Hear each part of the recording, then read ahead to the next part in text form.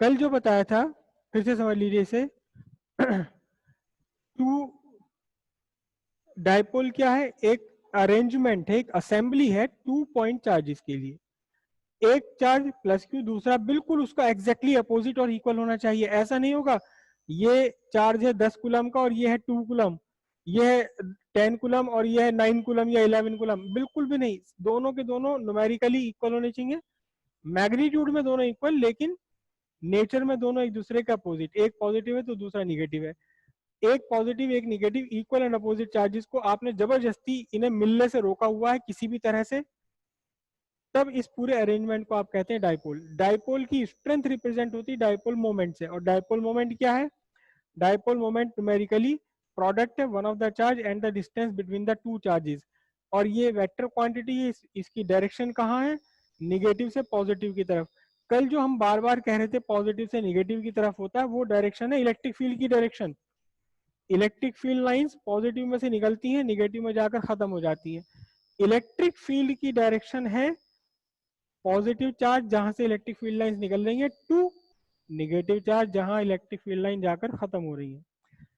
ये है electric dipole. Electric dipole के डाइपोल मोमेंट की डायरेक्शन होती है खुद इस डाइपोल के निगेटिव चार्ज से पॉजिटिव चार्ज की तरफ को। यहां तक की बात क्लियर हुई सबको? अमान क्लियर हुआ यहां तक? बताइए अमान।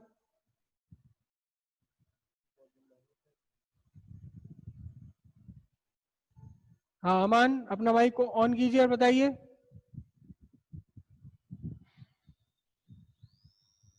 अमान आपको आवाज मिल रही है?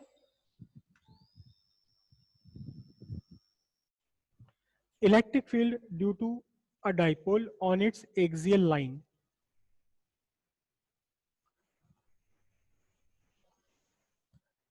हम यहाँ डाइपोल के साथ में दो वर्ड यूज करेंगे, कभी तो हम बोलेंगे एक्सियल और कभी बोलेंगे इक्वेटोरियल। कभी एक्सियल बोलेंगे कभी इक्वेटोरियल बोलेंगे। तो एक्सियल का मतलब क्या होता है, जैसे ये आपका पेन, ये डाइपोल है, तो इस डाइपोल के ठीक एक्सिस को आगे बढ़ाते चले जाओ, एक्सियल पॉइंट। और इक्वेटर कौन सी होती है, इक्वेटर क्या होती है, ये हमारी अर्थ है, अर्थ के बीचों बीच लाइन क्या बोली जाती है, इक्वेटर। इक्वेटर, तो इस इक्वेटर का मतलब क्या हो जाएगा, ये डाइपोल है, डाइपोल के ठीक परपेंडिकुलर बाइसेक्टर को आप ज्वाइन कर दें, तो इस टाइम ये जो मेरा पेन है ब्लैक वाला, इस ब्लैक वाले पॉइंट पेन पर कोई भी अगर आप पॉइंट ले लेंगे तो उसे बोला जाएगा इक्वेटोरियल। बात समझ आई? तो पहले हम फाइंड करते हैं electric field due to dipole on axial line.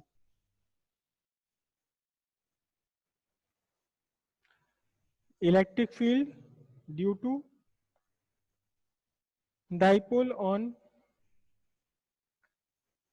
Axial line. अब इस एक्सियल लाइन का मतलब क्या हुआ, दो पॉइंट चार्जेस हैं आपका, एक माइनस क्यू और एक प्लस क्यू।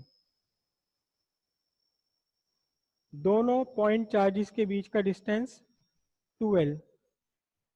चार्ज ए की पोजीशन ए है, चार्ज माइनस वाले की, प्लस वाले की पोजीशन बी है, and this O is the midpoint of O is the midpoint of dipole. अब एक्सियल लाइन का क्या मतलब हुआ, एक्सियल लाइन का मीनिंग हुआ कि इसे आप आगे बढ़ाते चले जाओ, एक्सिस ऑफ डाइपोल को आगे बढ़ाते चले जाइए आप, तो ये पूरी की पूरी लाइन, ये पूरा का पूरा लोकेशन, ये जो लोकस बन गया, ये एक्सियल लाइन कहलाएगी, एक्सिस कहलाती है। अब इस एक्सिस पर, एक्सियल लाइन पर एक पॉइंट है P, और पॉइंट P कहाँ है, सेंटर ऑफ डाइपोल से R डिस्टेंस पर है। This is the centre of dipole, centre of dipole से R डिस्टेंस पर है पॉइंट P। आपको यहाँ पॉइंट P पर इलेक्ट्रिक फील्ड फाइंड करना है, वो इलेक्ट्रिक फील्ड जो बनाया, किसने बनाया, इस डाइपोल ने बनाया। डाइपोल का मतलब पॉजिटिव चार्ज और निगेटिव चार्ज दोनों ने एक साथ मिलकर जो इलेक्ट्रिक फील्ड यहाँ क्रिएट किया है, इंड्यूस किया है, वो इलेक्ट्रिक फील्ड हमें फाइंड करना है। तो यहाँ दो इलेक्ट्रिक फील्ड हैं आपके पास, दो इलेक्ट्रिक फील्ड है। पहला electric field due to positive charge, और पॉजिटिव चार्ज का इलेक्ट्रिक फील्ड याद कीजिए कितना कहाँ होता है, पॉजिटिव चार्ज का इलेक्ट्रिक फील्ड होता है अवे फ्रॉम इट, ये E1 हो गया। एक और इलेक्ट्रिक फील्ड है यहाँ कौन सा इलेक्ट्रिक फील्ड जो बनाया, किसने बनाया, निगेटिव चार्ज ने बनाया, माइनस क्यू ने। और माइनस क्यू का चार्ज, निगेटिव का इलेक्ट्रिक फील्ड होता हमेशा टूवर्ड्स इट। ये हो गया E2 वेक्टर। दो इलेक्ट्रिक फील्ड है पॉइंट P पर, एक E1 वेक्टर और दूसरा E2 वेक्टर। तो फिर नेट इलेक्ट्रिक फील्ड यहाँ क्या बन जाने वाला है, नेट इलेक्ट्रिक फील्ड बनेगा vector sum of E1 vector and E2 vector. दोनों इलेक्ट्रिक फील्ड के वेक्टर सम के इक्वल होगा नेट इलेक्ट्रिक फील्ड। एक एक करके दोनों इलेक्ट्रिक फील्ड फाइंड करते हैं। E1 की वैल्यू कितनी आ जानी है, due to plus Q charge. E1 कितना बना बोलिए, E1 बनेगा 1/4πε0। ठीक है, पॉइंट चार्ज का इलेक्ट्रिक फील्ड हम कल फाइंड कर चुके हैं, electric field due to point charge.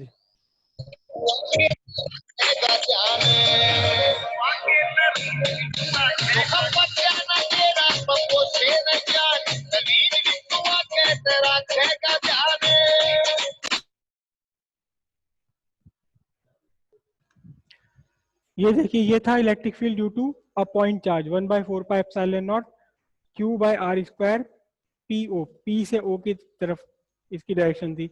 इसी फॉर्मूले से हम दो इलेक्ट्रिक फील्ड यहाँ लिख लेंगे अपने डाइपोल का। तो E1 वेक्टर कितना होगा आपका, E1 वेक्टर बनेगा प्लस Q है, Q बाय डिस्टेंस स्क्वायर। अब जरा ध्यान से देखना, प्लस Q से पॉइंट P का डिस्टेंस कितना है, प्लस Q से पॉइंट P का डिस्टेंस है, ये पूरे R में से सब्ट्रैक्ट कर दो L। बहुत ध्यान से देखिए, दिस इज पॉइंट B और पॉइंट B से पॉइंट P का डिस्टेंस, B से P का डिस्टेंस कितना है, इस पूरे स्मॉल r में से ये जो 2L था, 2L का आधा और 2L का हाफ यानी L सब्ट्रैक्ट कर दीजिए। तो क्या बनेगा इसका आंसर, ये बनेगा R minus l, R minus L whole square. और डायरेक्शन इसकी क्या है, डायरेक्शन है इसकी O से P की डायरेक्शन में। कहाँ है, O से P की डायरेक्शन में है, तो हम लिखेंगे इसे OP वेक्टर। इसी तरह दूसरा इलेक्ट्रिक फील्ड हम लेते हैं due to negative charge, minus q का इलेक्ट्रिक फील्ड कितना होगा, E2 वेक्टर है, लेकिन ये कहाँ, P से O की डायरेक्शन में है, 1/4πε0 Q। मैग्नीट्यूड चार्ज के दोनों सेम है, प्लस Q माइनस Q यहाँ नहीं लिखेंगे क्योंकि वो प्लस Q माइनस Q आपके यूनिट वेक्टर में आ गया। अब डिस्टेंस कितना बनेगा, ध्यान से देखिएगा, A से लेकर के P तक का डिस्टेंस, A से P का डिस्टेंस, ये डिस्टेंस तो आपका हो गया स्मॉल r, और ये डिस्टेंस कितना है, स्मॉल l। तो बनेगा ये r plus L whole square. और इस बार डायरेक्शन इसकी कहाँ है, O से P की तरफ है, O से P की डायरेक्शन में है, तो ये बना क्या, PO कैप, P से O की डायरेक्शन में।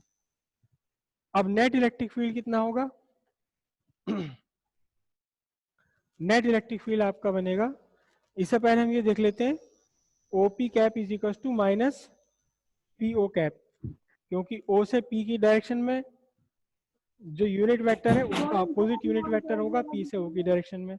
तो इसलिए मैं दोनों तरफ PO वेक्टर ही लिख सकता हूँ, सॉरी OP वेक्टर लिख सकता हूँ, लेकिन मुझे क्या लगाना पड़ जाएगा, दूसरे वाले में साइन लगाना पड़ेगा निगेटिव। तो अब आपके लिए E1 क्या बना,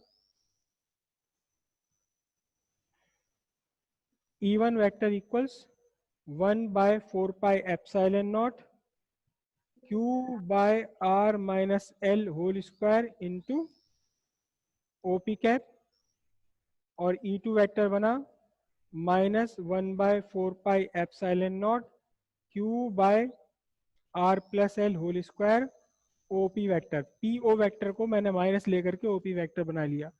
अब net electric field, magnitude of net electric field E is equal to E1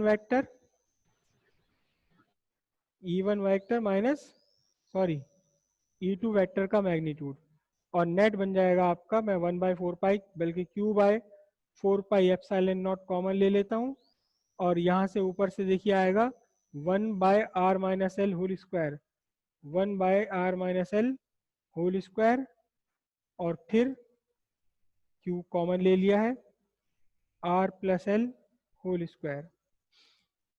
अब इसके बाद सिंपली इसे सॉल्व करते चले जाना है। q/4πε0, डायरेक्ट लिख दूं या पूरा सॉल्व करूं? कर देता हूं। r- whole square minus into r+l whole square. LCM बना, r- होल स्क्वायर कैंसिल हुआ तो बचा r+l whole square minus r-l whole square. Further solve कीजिए इसे। q/4πε0, मैंने इसे लिखा r-l r+l और फिर दोनों का होल स्क्वायर है। यहां से मैं देखिए ओपन करूं इसे, r square plus l square plus 2rl minus, यहां से बनेगा r square plus l square minus 2rl।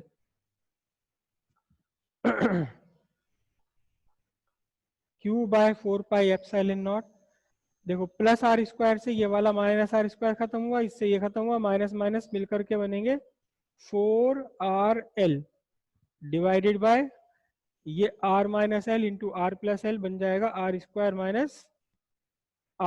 Minus l square और further whole square. Correct.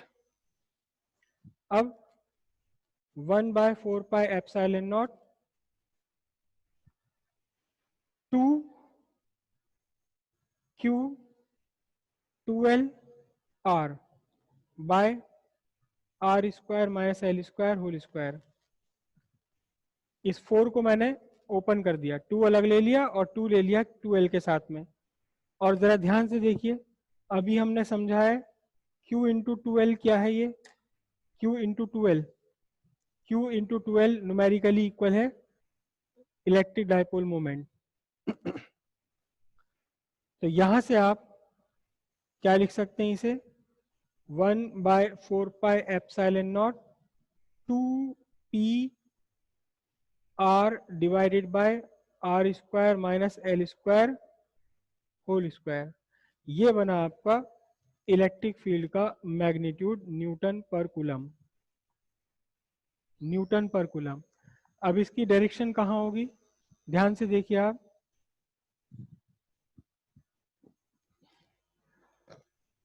Electric field E1 vector larger है और E2 वेक्टर स्मॉलर है, तो नेट इलेक्ट्रिक फील्ड कहाँ होगा, E1 की डायरेक्शन में। E1 की डायरेक्शन का कौन सी है, ए से बी की डायरेक्शन, और ए से बी की डायरेक्शन अभी हमने डिस्कस किया, निगेटिव से पॉजिटिव डायरेक्शन होती है किसकी, निगेटिव से पॉजिटिव की तरफ किसकी डायरेक्शन होती है, पी वेक्टर की। तो दोनों साइड वेक्टर फॉर्म में हम इसे कैसे लिखेंगे, वेक्टर फॉर्म में लिखा जाएगा E vector equals 1/4πε0 R vector R bye,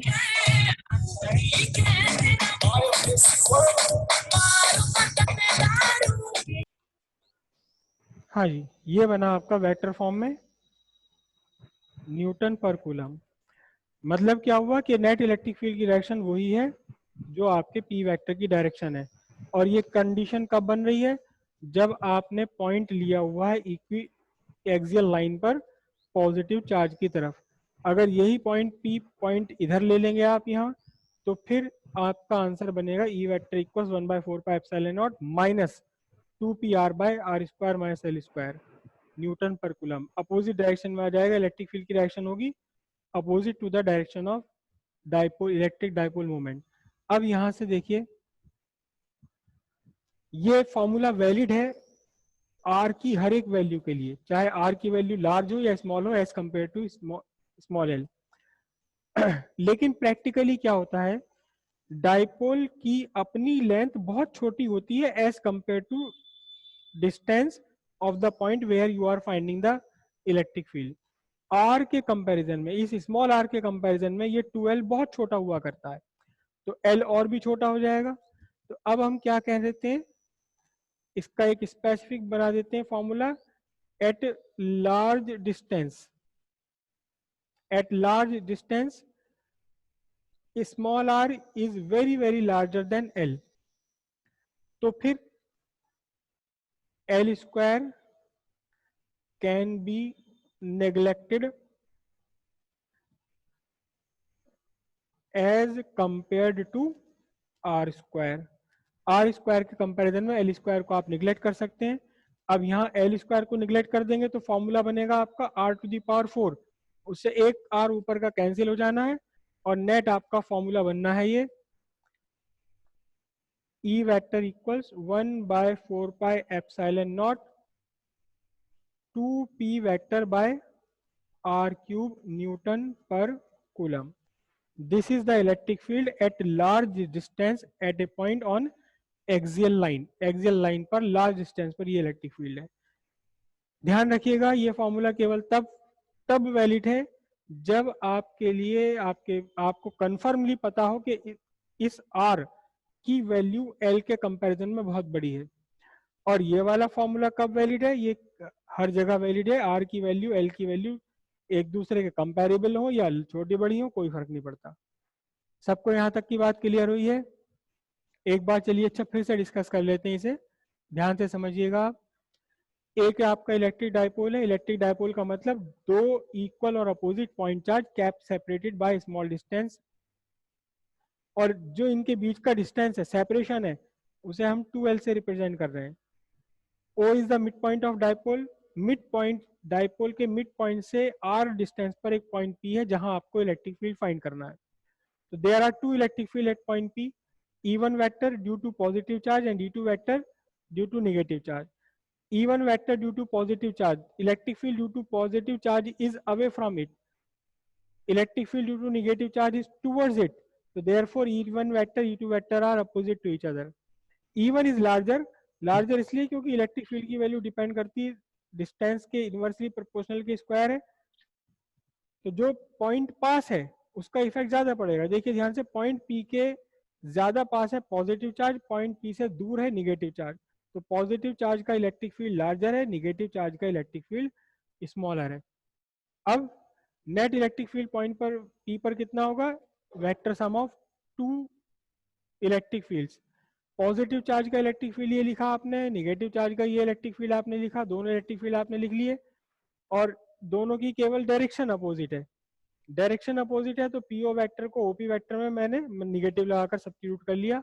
तो अब यहाँ देखिए ध्यान से, E1 वेक्टर ये हो गया और E2 वेक्टर में भी दोनों में बना लिए ओपी वेक्टर यूनिट वेक्टर और आ गया निगेटिव। अब नेट इलेक्ट्रिक फील्ड दोनों का सम के मैग्नीट्यूड के इक्वल है, दोनों का मैंने सम लिया। सम में ये अपने आप निगेटिव कहाँ से आ गया? निगेटिव E2 में से आ गया। ओके, और इसे सॉल्व करते चले गए। सॉल्व करते करते यहाँ Q इंटू 2L को सब्स्टिट्यूट कर लिया, कितना? P, और फिर अल्टीमेट आपका फॉर्मूला बनाइए। फॉर्मूला बनाइए small are capital small L दोनों एक दूसरे के आसपास हो, बराबर हो, छोटे बड़े हो, कोई फर्क नहीं पड़ता। लेकिन स्पेशली जब आर की वैल्यू एल के बहुत बड़ी है, यानी आपने जिस पॉइंट पर इलेक्ट्रिक फील्ड फाइंड करना वो पॉइंट बहुत ज्यादा दूर है as compare to distance between the two charges, तब हम इस एल स्क्वायर को निगलेक्ट कर सकते हैं in comparison to r square, और आपका भोसड़ी के तेरे बस की ना पढ़ा नहीं क्यों भाई माचो द्वारा।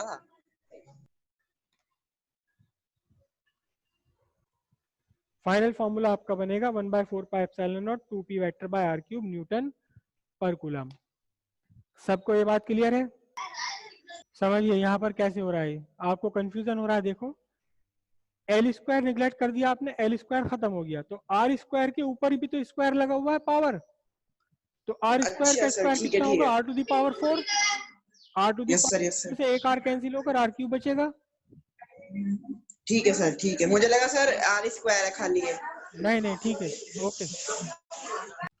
नेक्स्ट है, बिल्कुल यही डेरिवेशन है, लेकिन इस बार हम करेंगे इक्वेटोरियल लाइन के लिए। अभी जो हमने पढ़ा है एक्सियल लाइन, और इस एक्सियल लाइन का एक और नाम होता है, इस एक्सियल लाइन का एक और नाम होता है जिसे हम कहते हैं and on position.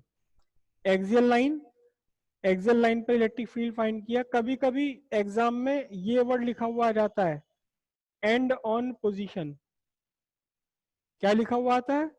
And on position. और इस इक्वेटोरियल लाइन के लिए कभी कभी एग्जाम में वर्ड लिखा हुआ आ जाता है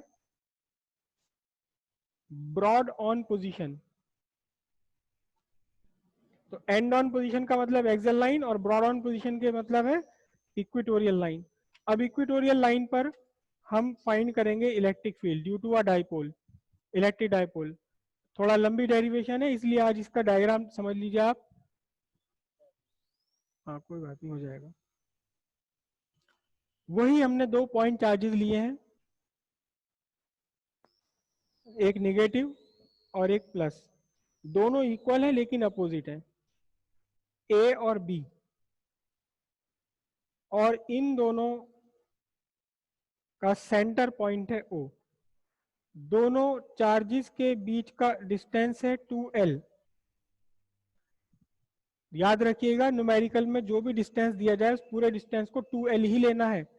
ऐसा नहीं कि उसको और डबल करके रख लो आप अपने न्यूमेरिकल में। ये इक्वेटोरियल लाइन है, इक्वेटोरियल लाइन का मतलब परपेंडिकुलर बाइसेक्टर। ये परपेंडिकुलर बाइसेक्टर हुआ ए बी का। इस परपेंडिकुलर बाइसेक्टर पर कहीं एक पॉइंट है P point, this is a point P. P point पर आपको इलेक्ट्रिक फील्ड फाइंड करना है। तो पॉइंट पी को पहले आप ए और बी से ज्वाइन करेंगे, ए और बी से दोनों पॉइंट बी पी को ज्वाइन कर देंगे। फिर से वही बात है कि पॉइंट पी पर 2 इलेक्ट्रिक फील्ड है। एक इलेक्ट्रिक फील्ड जो इंड्यूस किया पॉजिटिव चार्ज ने E1, और पॉजिटिव चार्ज का इलेक्ट्रिक फील्ड होता है सीधे सीधे इस पॉजिटिव चार्ज से दूर की तरफ, this is E1 vector, E1 vector due to positive charge. और नेगेटिव चार्ज का इलेक्ट्रिक फील्ड होता है सीधे सीधे टुवर्ड्स नेगेटिव चार्ज। तो ये बना आपका E2 वेक्टर। E2 वेक्टर कहां, towards negative charge. 2 electric field हो गए पॉइंट P पर। एक इलेक्ट्रिक फील्ड की डायरेक्शन है BP और दूसरे इलेक्ट्रिक फील्ड की डायरेक्शन है PA। ओके, दोनों का मैग्नीट्यूड सेम है। दोनों का मैग्नीट्यूड इसलिए सेम है क्योंकि A की डिस्टेंस P से और B की डिस्टेंस P से, दोनों की डिस्टेंस सेम है, दोनों चार्जेस भी आपस में सेम है। अब ध्यान से देखिए कि E1 वेक्टर और E2 वेक्टर दोनों एक दूसरे के इक्वल तो हैं लेकिन सेम लाइन ऑफ एक्शन पर नहीं है। अगर ये एक ही लाइन पर होते तो आसानी बन जाती, लेकिन अब सेम लाइन ऑफ एक्शन पर नहीं है तो इसको रिजॉल्व करना पड़ेगा नेट इसका फाइंड करने के लिए। नेट इलेक्ट्रिक फील्ड फाइंड करने के लिए पहले आपको इसे रिजॉल्व करना पड़ेगा दोनों की दोनों एक्सिस पर। कैसे रिजॉल्व करेंगे ध्यान से देखिए। y एक्सिस पर परपेंडिकुलर ड्रॉप किया और x एक्सिस पर परपेंडिकुलर ड्रॉप किया E1 वेक्टर से। ये एंगल है यहाँ थीटा, तो ध्यान से देखिएगा ये एंगल भी थीटा बनेगा क्योंकि इक्विलेटरल ट्रायंगल है ये, वो सॉरी आइसोसेलेस ट्रायंगल है। और ये वाला एंगल कॉरस्पॉन्डिंग एंगल के अकॉर्डिंग क्या बन गया आपका, थीटा। ये एंगल आपका थीटा बन गया। अब ध्यान से देखिएगा दो वेक्टर बने, दो कंपोनेंट बने E1 के। एक कंपोनेंट बन गया y एक्सिस पर, दूसरा बन गया x एक्सिस पर। जिस कंपोनेंट के साथ एंगल थीटा है बना हुआ, ये कंपोनेंट होता है कॉस कंपोनेंट। तो ये बना आपके लिए E1 कॉस थीटा। और जिस कंपोनेंट के साथ एंगल बना हुआ नहीं होता, ये साइन कंपोनेंट है, ये बन गया आपके लिए E1 साइन थीटा। इसी तरह E2 के भी दो कंपोनेंट हमने ड्रॉ करने हैं। कैसे, E2 के हेड से x एक्सिस पर ये ड्रॉप किया और E2 के हेड से y एक्सिस पर भी एक परपेंडिकुलर ड्रॉप कर लिया। अब दो कंपोनेंट बन गए, एक कंपोनेंट x एक्सिस पर, दूसरा कंपोनेंट y एक्सिस पर, दूसरा कंपोनेंट x एक्सिस पर। यहाँ दो हैं, ये एंगल भी कितना है, थीटा। तो ये बना आपका E2 cos थीटा। ये कॉरस्पॉन्डिंग एंगल से थीटा है और ये वाला ऑल्टरनेट इंटीरियर से थीटा है और ये दोनों कॉरस्पॉन्डिंग से थीटा है। और ये y एक्सिस पर बन गया कितना, बोलिए, E2 sine theta. E1 sine theta और E2 साइन थीटा। ये दोनों एक दूसरे के इक्वल भी हैं और अपोजिट भी हैं। तो दोनों निग्लेक्ट हो गए, दोनों ने एक दूसरे को बैलेंस कर दिया, कैंसिल आउट हो गए, बैलेंस कर दिया, कैंसिल वैंसिल नहीं हुए, बैलेंस कर दिया दोनों ने एक दूसरे को। लेकिन E1 cos थीटा और E2 cos थीटा दोनों एक ही डायरेक्शन में है, तो ये क्या हुए, ये यहाँ जुड़ गए। अब net electric field point P पर नेट इलेक्ट्रिक फील्ड है E1 cos theta plus E2 cos theta. कितना टाइम बचा? और यहाँ पॉइंट पी पर नेट इलेक्ट्रिक फील्ड फाइंड करने के लिए हमने E1 cos थीटा और E2 cos थीटा को ऐड करना पड़ेगा, ठीक है। E1 sin थीटा और E2 sin थीटा देखिए ध्यान से, E1 वेक्टर कितना है 1/4 pi epsilon naught Q by distance क्या लिया जाएगा BP स्क्वायर, और डायरेक्शन इसकी क्या है B से P की तरफ है। और E2 equals 1/4 pi epsilon naught Q by, इस बार डिस्टेंस कौन सा लिया जाएगा AP स्क्वायर, और डायरेक्शन इसकी क्या है, डायरेक्शन इसकी P से A की तरफ है, तो PA कैप। लेकिन ध्यान से देखिएगा आप कि AP और BP आपस में इक्वल है, AP और BP आपस में इक्वल है, जितना डिस्टेंस AP है उतना डिस्टेंस BP है। तो इसका मतलब न्यूमेरिकल वैल्यू E1 वेक्टर के मैग्नीट्यूड और E2 वेक्टर का मैग्नीट्यूड इक्वल हुआ, तो फिर E1 साइन थीटा और E2 साइन थीटा भी आपस में इक्वल हो गए, हेंस बैलेंस ईच अदर। दोनों ने एक दूसरे को क्या कर दिया, E1 साइन थीटा और E2 साइन थीटा ने बैलेंस कर दिया। इससे आगे कल करेंगे अब। हाँ, अभी आप